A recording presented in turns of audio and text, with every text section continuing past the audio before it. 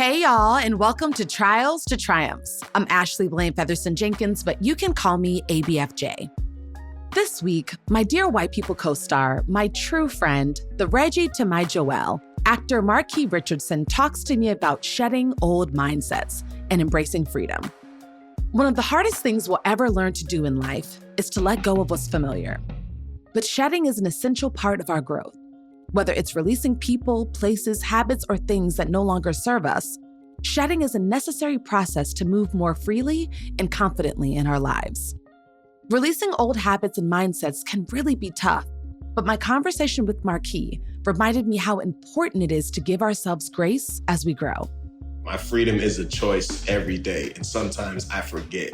Sometimes I take 5 steps forward, and then I'll take 10 steps back and lock myself up in this cage thing. But I do know that when I do feel free or remember that I am free and a freestanding man and a person, I can do whatever it is that I want to do.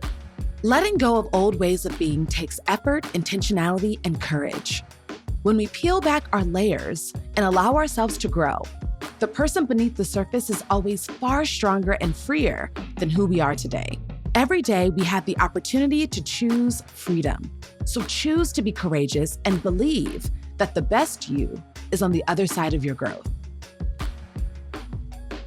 And in our Sankofa moment, Marque reveals the talented activist he would have wanted as a co-star. I love her voice. I just loved her spirit, her energy, her work, her craftsmanship, her just seemed like dedication to humanity.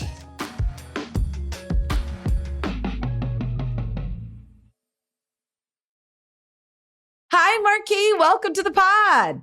Hi, Ashley Blaine Featherson-Jenkins, 5011 names. I'm happy to be here.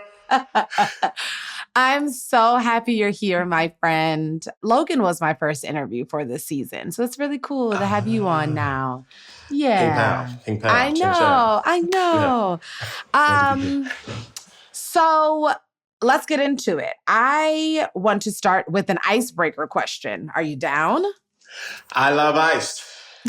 Do you? I didn't know that about you. Not on my body, though. Not on my body.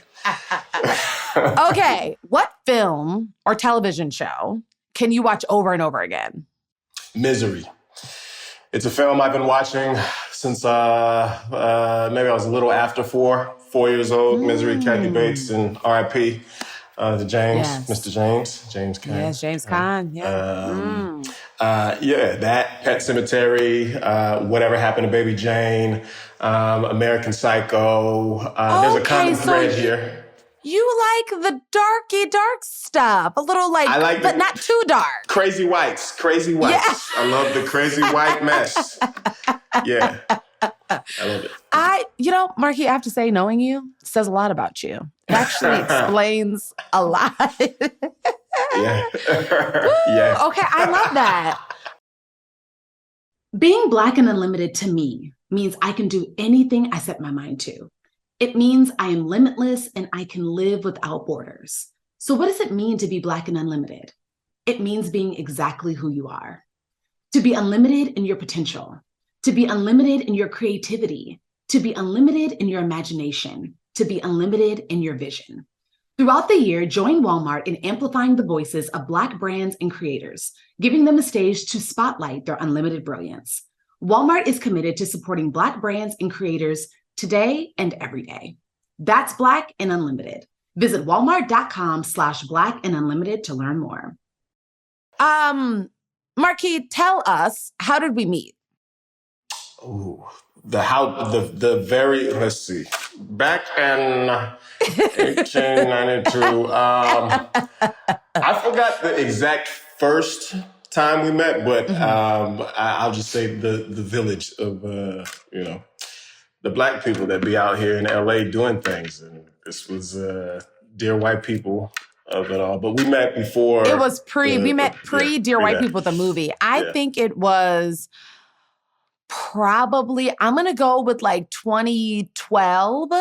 2012. Okay. I'm going to Singing say it again, was about 2012. 2012. And I'm going to say, Mm-hmm. yeah. And it was like, I think we were probably getting together for like some table read or like a meeting or a hang at someone's house. I don't remember either, but I remember we ended up working together on a project. Mm-hmm. It was like a pilot presentation type of thing. We ended up working on that together shortly after we met. But it was a decade ago. For sure.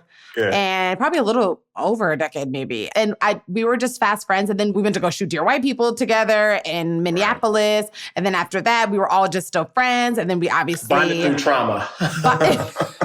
Yes, actor trauma. We have actor trauma bonds. That's a really real thing, guys. Like, this actor life is insane. And so many things happen to you over the course of your career. And so many of the things that happen to us, we kind of experienced together.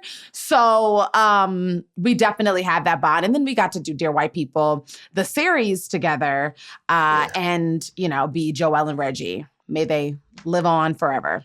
All right, Marque, so let's go to the beginning. Oh, I want to know, where do you call home?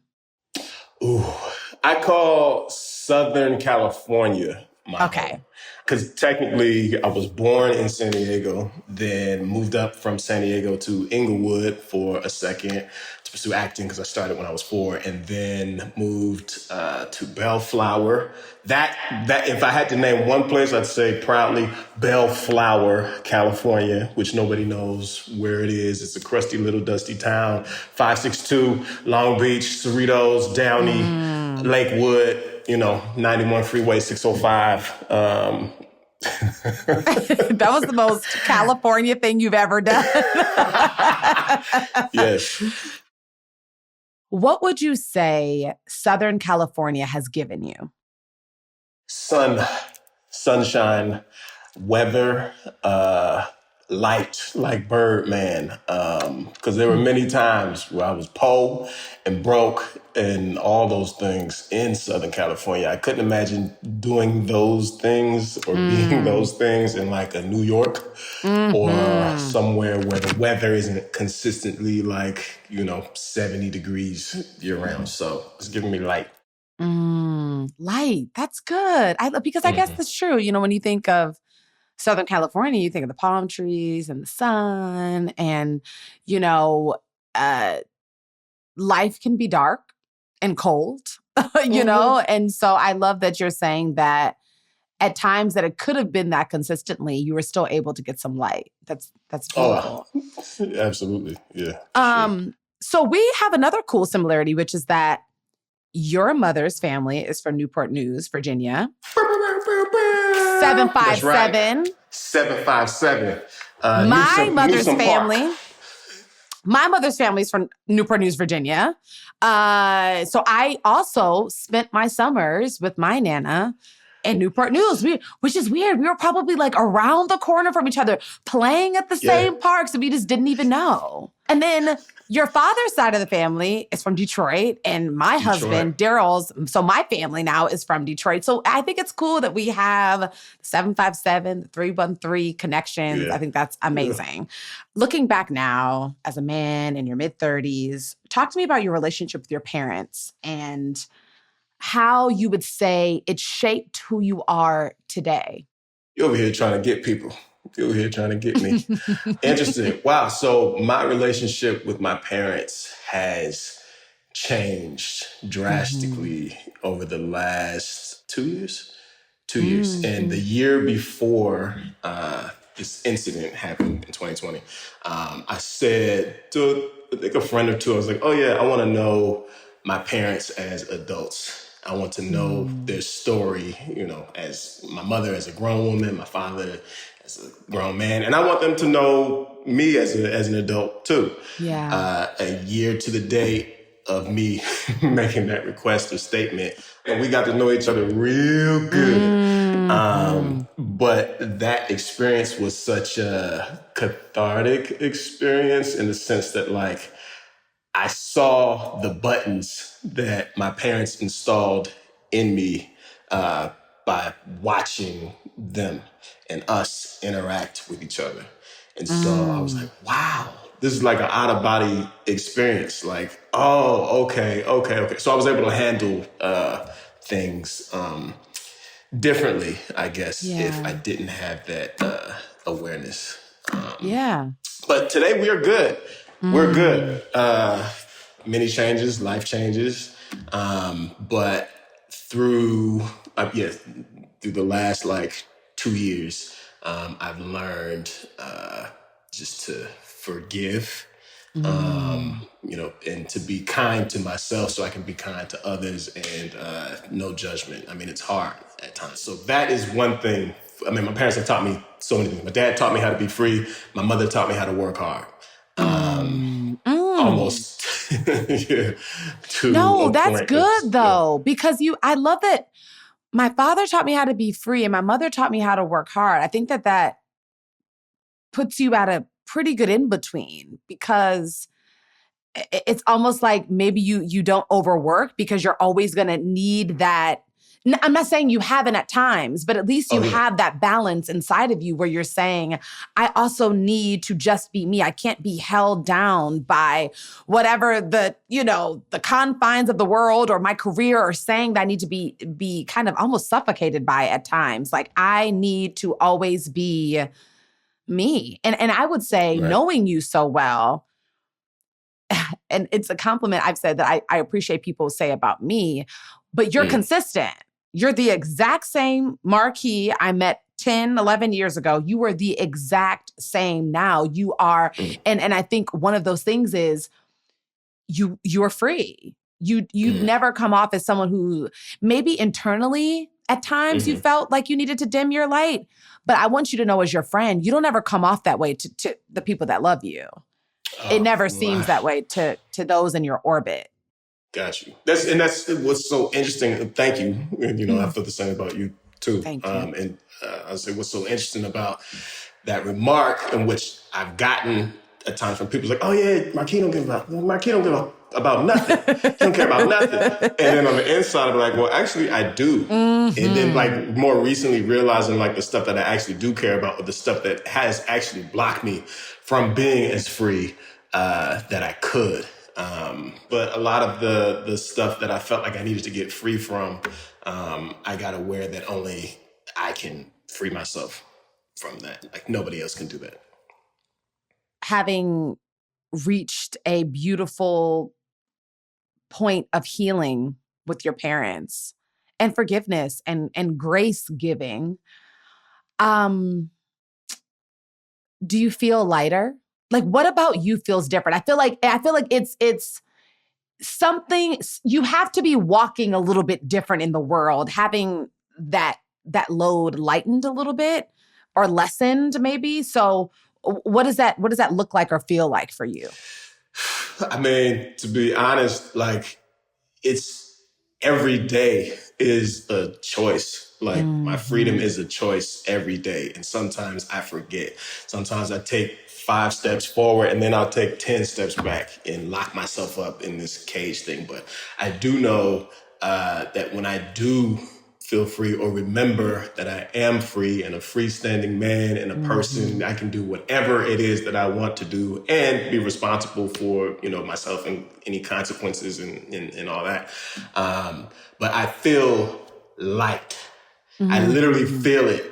I feel light. I feel joy. I feel happiness when I can, when I can remember that I am free. And then there's days when I look in the mirror and I'm like, damn, you look tired. You look old. I am, yeah, I am worn. I am worn down. And like, again, the last 2 years, only just recently getting to a place where I was like, okay, I don't feel broken, or Mm. today I don't feel broken, or an acknowledgement of like, okay, here's this pain. Here's this thing that keeps showing up in a different form or whatever. And the quickest way to my healing is like through it, like literally through it. I can't go around it, can't go under it, can't go over it. I got to go through it. So now I'm like, I welcome it. Like I'm not looking for Mm. more. I'm not looking for Mm-mm. more, but I know it's just life. Like this is more than anything. I'm just clearer right now in this moment. I don't know nothing. I have no idea about anything, but this is life Hmm. and it's cool. I'm grateful. And it's cool. I think that that's kind of what your 30s are all about. I'm almost smack dab in the middle of mine. And yeah, a couple of months. Woo! I'm excited though. I love getting older. I'm the person that's like into it. I just feel like it's such a blessing. Like I'm getting older. Like thank God. Thank you, God, for another year. But I think that the point of your 30s is to get to the point that you just said you got to, which is being able to say, this is life. Like, and that sounds, I just got chills when I said that. That sounds so like simplistic. Mm-hmm. But when I was 25, there was never a day that I was like, this is just life. I'm being seasoned. This is seasoning. No, not even when I was like 29 was I like, it's tough, but this is just how it goes in life. There was like, you don't do that in I mean, maybe there are some rare, special individuals who did. Like Oprah was probably someone who was like 21, like, this is life. Like she 13. Probably. Out the womb. Yeah, for sure. There's like special... There's special individuals who like are able to have that type of awareness. But for most of us, I think that our, adolescents, our teens, our 20s are all gearing us up to get to our 30s and at some point be able to say, this is life. Mm-hmm. And like you said, it's okay. Mm-hmm. Whatever is happening is okay. And having the awareness that, which is the hardest thing to do, that everything is for our good. Mm-hmm. Even the bad things, even the things that are like, this is the most tragic, unbelievable, hurtful, stressful, ridiculous, insane thing that has ever happened to me in my life. Mm-hmm. There is good that can come from it. But it's a choice, right? It's a mentality. It's a determined mindset to choose to look at the positive and not the negative. So I'm so happy that it sounds like we're both in a space, because we both have known each other when we weren't in a space to be able to do that we can both sit here and look at each other with a smile and say, it's just life. Yeah. As we kind of like pivot to our careers, like you want to have the expectation of you're talented, you're kind, you're hardworking, you're free, you're all of these things. So the expectation should be that, we're consistent working actors. Mm-hmm. That's not how the business goes. That's not the... That's for some of us. Yeah, and not for most of us, right? Like it's not even some. It's not for most of us, and that's a hard thing to reconcile. Like truly, like friend to friend, actor to actor. How do you deal with the legitimate, ridiculous ebbs and flows of what we do? I don't. Okay. All right. Okay. No, fair. I mean, even, there was like, even when we finished, when we wrapped Dear White People. So there was like a year and a half after we wrapped where I was very frustrated with the business, with this audition process. I felt like I was shooting self-tapes and sending them out into the abyss. I had many conversations with my reps. I remember one meeting, I was just on the Zoom with my agents and managers, was just sitting there eating, like, just listening. Like, something's got to change. I don't know what it is, but this ain't it. Mm-hmm. So what are we going to do? Mm-hmm. At one point, I was like, oh, ain't nobody else going to do it but me. So what is it that I want? Like, I try to be as specific as possible. And then also to try and shift my perspective instead of thinking like, F this, F that. This is all a waste of time. It's a waste of time. Why am I doing this? Why am I doing this? It's like, okay, well, let me just, what do I want? I want to work with people that I love, respect. I like their work. People, because now I just say no to stuff that if it's a person that, call it judgy or whatever, but I know about their character a little bit. I don't feel comfortable. I'm good. So let me find people that I want to work with and love. And let me start reaching out to people that I worked with before and whatnot. So I started to do that.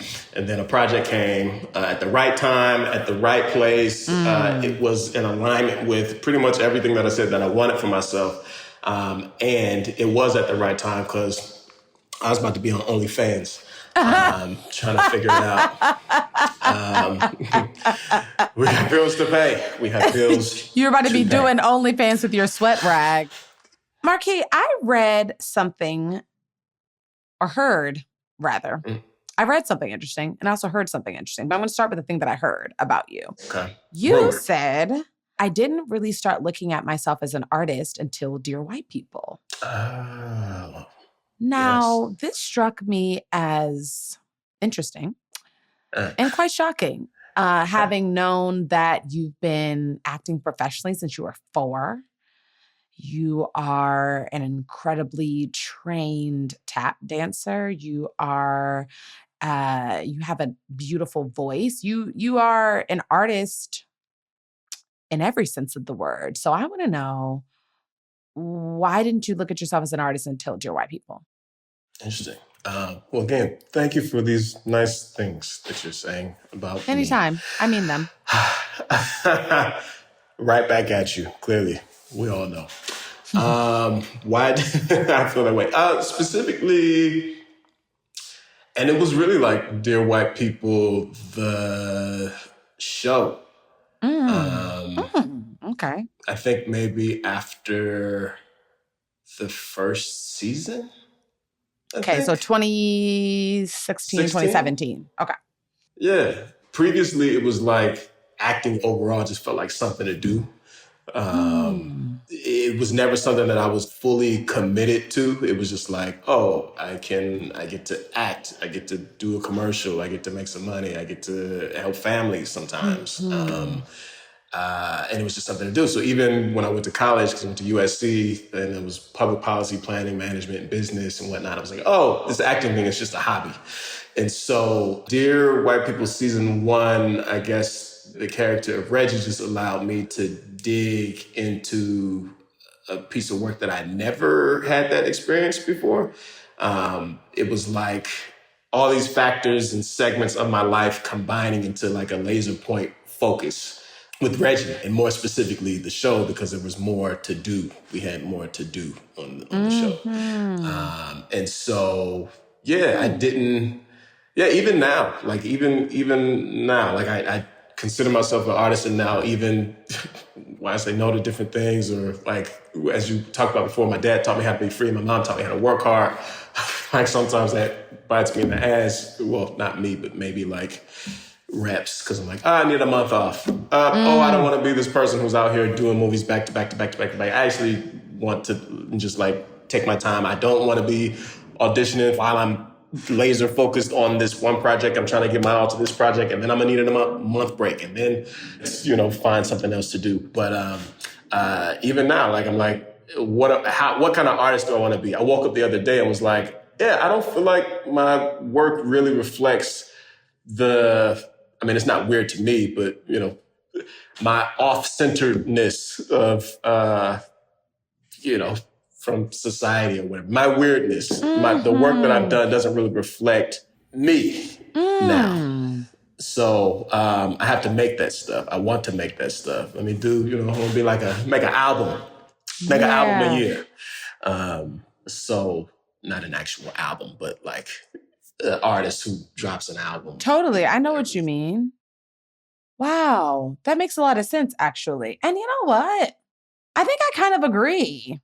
I woke up recently and looked at myself in the mirror, since we're talking about mirror talks. And I was like, Ashley, you haven't even scratched the surface.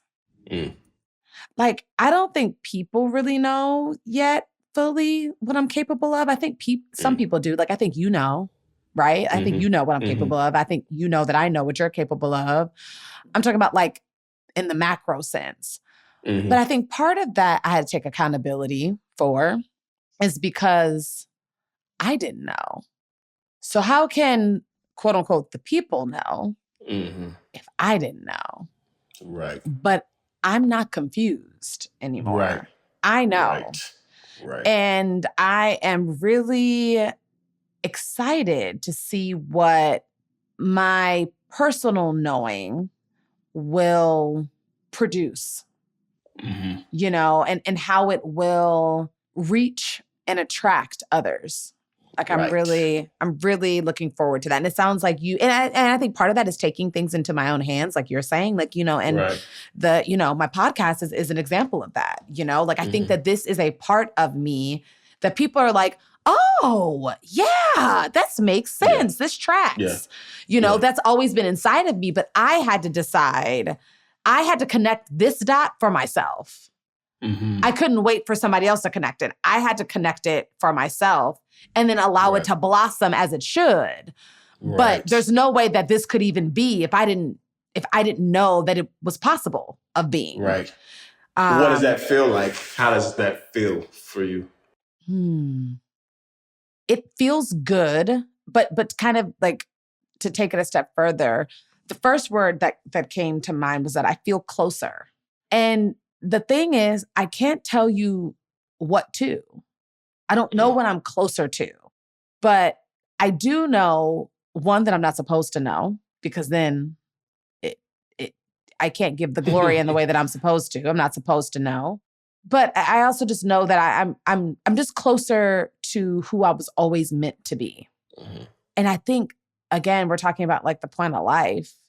That's also the point. The point is that with each year, with each day, we're just supposed to be inching closer to who God created us to be, who we were purposed to become, to get closer to the people that we were meant to inspire. Like, that's, people are like, what's the game of life? I think that's the game of life. Like, it's not. Yeah. And it's a game that should be fun to play, even in the tough times. It's like, we always know that, if you play something enough, and if you have your head in the game, I don't care if you're on the most losing team, you're gonna win a game. There's gonna be a game that you're gonna win. Right. You might lose 30, but you're gonna win one at some point, as long as your head is in the game and you're committed and, you believe in yourself and whatever, you're gonna get the W. Right. But you gotta stay charged up and inspired through the L's. Like, that's the hardest thing to do. So how would you say that you do that for yourself? How do you stay charged up through the L's in order to get to the W's? I think now, because like previously in previous years or whatever, I think I would be like, okay, you just got to stay positive. Just got to, push through and not feel and da-da-da. But I think now how I, quote unquote, stay charged up through the L's is actually by not staying charged up through the L's, by just accepting the L's. And I don't know if I always recognize an L as an L. I feel like at this moment in my life, things are what they are. And the quicker that I can accept things as they are and not resist whatever it is, I don't know, the more present I can be. If it happened 2 minutes ago, it happened 2 minutes ago. If it happened 10 years ago, it happened 10 years ago. Like, what's actually happening for me now? Yeah. And just breathing, letting go, walking through. So acceptance, long answer, just to say acceptance of things as they are and doing my best not to judge whatever it is. Yeah. And most importantly, judge yourself. I think we're so judgmental of ourselves. Like, and ultimately, if you're incredibly judgmental of yourself, then it makes it easier for you to be judgmental of others. Right. It's like it's a muscle that you're building up. So it's easy to be a judgmental person if you're constantly judging yourself all day. And we're smart enough to know that doesn't do us any good. So I'm happy that you're in a place of, it just sounds like acceptance. Yeah, I'd say so. Right now, and even as we're talking about ages and, what the 20s were for and what the 30s were for, I'm looking at people that are like, oh, the 50s and the 60s. I can't even imagine us at 50, 60, if this 30 thing is like, oh, you're just getting closer to yourself and letting go of this BS and all these shells that you built on and conditions and based on society and family and this. You're letting all that stuff go, and then you just keep letting stuff go as you keep getting older and wiser and, growner, whatever. I cannot tell you. I cannot wait, but I can. Got no rush, but I can't even tell you. I mean, of course I can't, but I'm looking forward to those times. God willing. It's crazy. My great aunt, who will be 91 this year. Hey. Living, yes. Aunt Babe. Shout out to Aunt Babe. Shout out to Aunt Babe. She lives in Newport News. Okay. So she's in 757. Yes. And she is the most, she was always, my whole life she was like this. So, I guess when did I meet Aunt Babe? She was in her 60s or something like that. Late 50s or something like that. But she's always been the most like, I don't care what you think type of person. Like, this is what I'm on. If you can't get into it. And, I think growing up, we were always like, dang, Aunt Babe. Like, and she's even more that at, almost 91. But it's like, to your point, of course she's that way.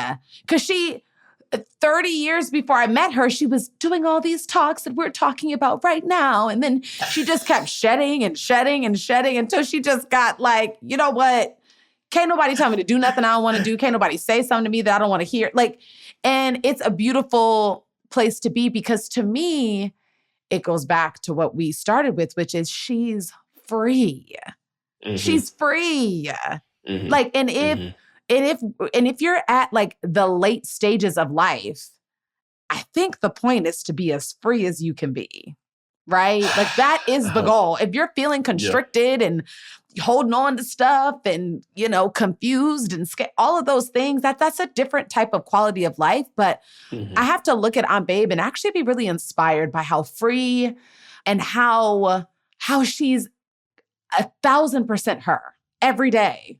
Like every single day, nobody can come in and change her. And that is just that. I think, what we're saying, we aspire to be that. Definitely. For sure. Marque, when you look at your life, just like close your eyes, look at your life. What would you say? Let's be looking at it. If you were to pinpoint a moment that was what we could call a trials to triumphs moment in your life, make it or break it, moment in your life, what was that moment and what did it teach you?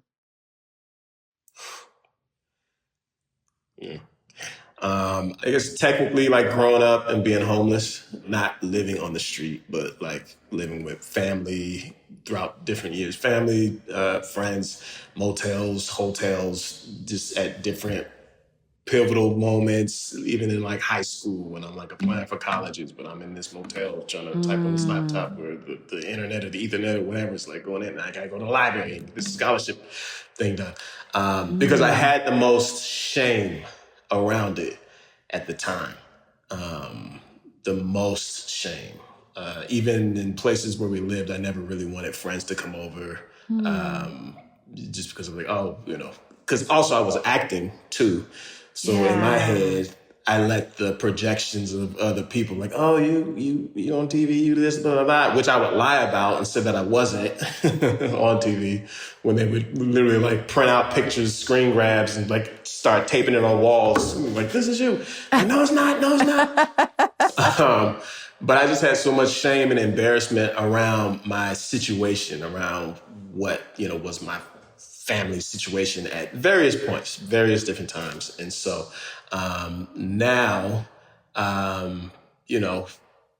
just how I live now, how we live now, where we live now, like owning a home and stuff was never like, I didn't see it as like an accomplishment or whatever. And I also had, a little survivor's remorse, like when we first moved here. But I let that go. I worked through it. And, just to, honestly, I feel like just to be alive today, through all the different things, all the different patterns of my life, looking back on, okay, I'm still doing this thing, or okay, what was that there to teach me? How do I get out of that, moving forward? Oh, here it is again. Here's this thing showing up again. You thought you was done with it 20 years ago, but here it is. I think that's the triumph, to be here, sitting with you right here, being able to breathe. In your home. In my home. Yeah. In the AC. It's a privilege. So that's the triumph for sure, just to be alive right here, right now, with you. That's beautiful. Marque, what has been your takeaway from our conversation? That I'm closer to letting go. And I have my moments. Everything is cyclical. So this was like a therapy session for me. It was like a morning pages, because I didn't get to do it this morning. I didn't. Every morning I write out my, my thoughts and stuff, and feelings and stuff. And I think this took the place of that. So thank you. I feel open. I'm free. I love that. Yeah.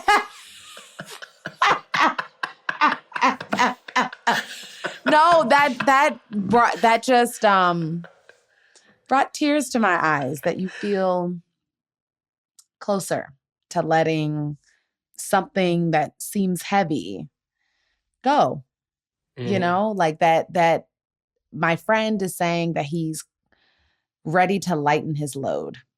That brings me joy. And if the pod brought you closer to that, then that's just beautiful. Amen. Yeah, amen. Unconditional happiness. Unconditional happiness. Yeah. And if letting this go means you're getting closer to that, then what a blessing. My takeaway is that you to me are an example of someone who's been in my life through so many stages of my life and my career. And in so many ways, we've grown up together. I don't know. I probably met you, I was like 23, 24. And, my takeaway is just to always hold on to people like you, to the people that have stuck around through all the seasons, have believed in you through all the seasons, have shown up for you in all the seasons, have prayed for you in all the seasons, haven't judged you through all the seasons, that you've had fun with through all the seasons. That's my takeaway, that you are that person. You are one of those people for me. And I'm just so grateful to have your friendship, Marque. And I'm so grateful too that we got to share the experience of Joelle and Reggie together. I think that in so many ways for us to collectively, but also individually, it changed our lives. And I'm happy that we will always have that to talk about, to go back to reminisce about, to learn from, whatever it is. You are my partner in that for sure. So I just want you to know, I thank you, I love you, and I honor you, Marque. Thank you so much for coming on. Ashley, Blaine Featherson-Jenkins, thank you. All them things back, the evolution of you and your career and your life. And like you said, we've been there, we've seen it, we've grown, we've learned, all those things. It's very cool to see and to witness. And again, for you to keep shining your light and doing your damn thing, it's a beautiful thing to see. Always rooting for you, always support you. And I know. Thank you. Yeah, thank you for this work that you're doing. And thank you for having me.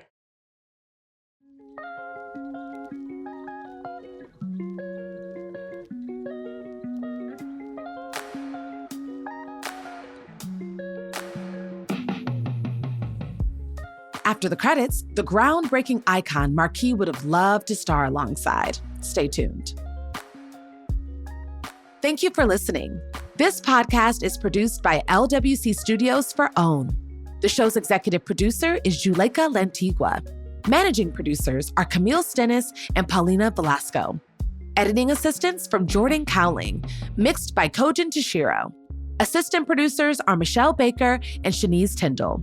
If you enjoyed listening to this episode, and we hope you do, please make sure to subscribe, leave a rating, and review wherever you listen to your podcast to ensure you hear the next one.